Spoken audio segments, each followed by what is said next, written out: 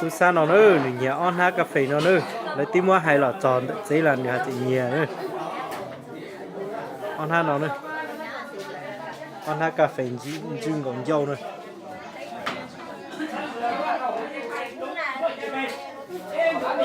chân này này cái size tu sa này.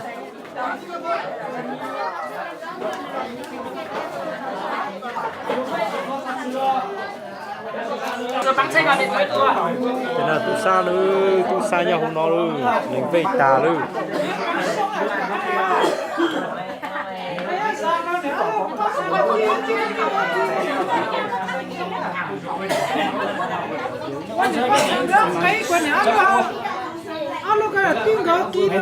Từ chỗ nào vào đây? Từ nhà hay là từ đấy? Nhân là từ nhà phải không? mà tổng liền mà gây vơi rộng lỗi là mỗi nó thụt tờ nó chỉ do với cà phê ha nhưng thì có ít na nè giờ có ít na để giò là nè để cái gì nhiều nè bọn này chỉ giò có bên nào giò lấy tu sa nhiều thế là Bây giờ nó được mấy giờ? Mai rồi không? như thì xin làm một số như cà phê bây giờ nữa quá nhà ha đó Sư chú.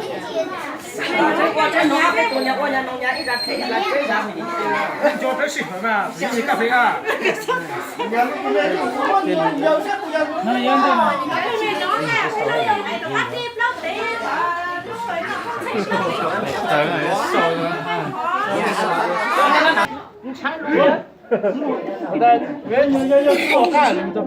thì hay thế bé nó nhá bé à Cả được to à. Ôi nó chả là thằng nó chỉ đã đầu tiền tay đâu nó nhận cái tuần chờ cái đó là tổng của nó. Sẽ có rồi.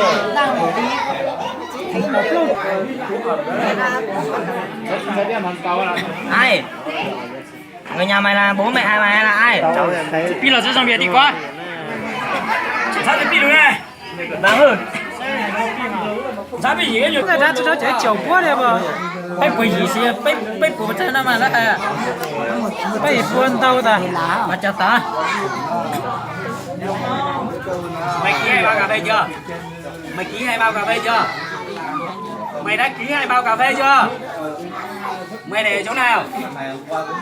chở 2 bao cà đi để chỗ nào? Ký 2 bao cà phê ký ở chỗ nào? Mày chợ 2 bao cà phê đi, thằng nào mua? Thằng nào mua? Nói đi. Mày khai rõ đi nhá. Mày nói cho nó đúng hàng hai. Mẹ tao chua mặt mày. chưa đủ đâu Thêm mấy cái tát nữa.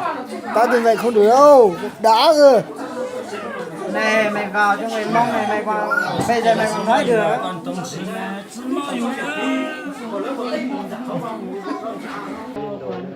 Tao không biết, mày phải khai đàng hoàng. Mẹ bây giờ biết bao nhiêu cái đồi đây mày? ơi đi nhờ đấy Tao không biết. thằng Bây giờ Vương nó mày không khai. lên đâu bây giờ mày á Bây giờ là mày khai chứ mày hỏi anh em đây ai biết đâu. Mẹ cái vụ này của mày chẳng lẽ của anh em à? Mày hỏi ai? Thằng nào? mày là lính của Vương gì anh à Anh ruột mày hả? Anh họ hàng hả?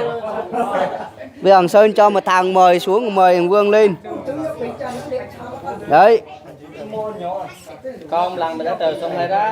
Anh đang tới tả. Nếu là Vương ra, nếu là đúng thằng này là bị. Anh đang tới tả ya chứ tao mới chơi thả đấy không vương đâu à. Ý tao đã 12. Mẹ vào đây được bao nhiêu chuyến mày đéo biết là thằng nào ấy? lúc chúng tôi đuổi theo mày bỏ cả đâu hả lúc mày chủ cạn xong á tôi hỏi mày bảo là đây người nhà vào đây Bật loa luôn. Bật loa to luôn. ai á thằng Trường nữa rồi muốn gặp Trường tí nào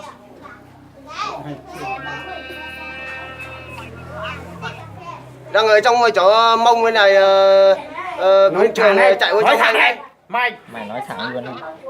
đang ở trong mông bên này trong cái bú Trường chạy qua đường nhà trên đường vào đồi đấy chỗ là hắn biết thôi mà nó chạy qua trong mông bây giờ gọi lại cái số đây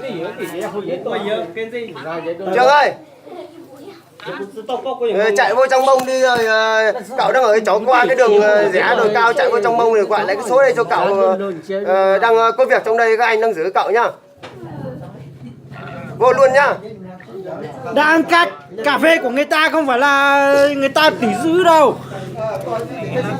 Rồi anh em nó bảo hết.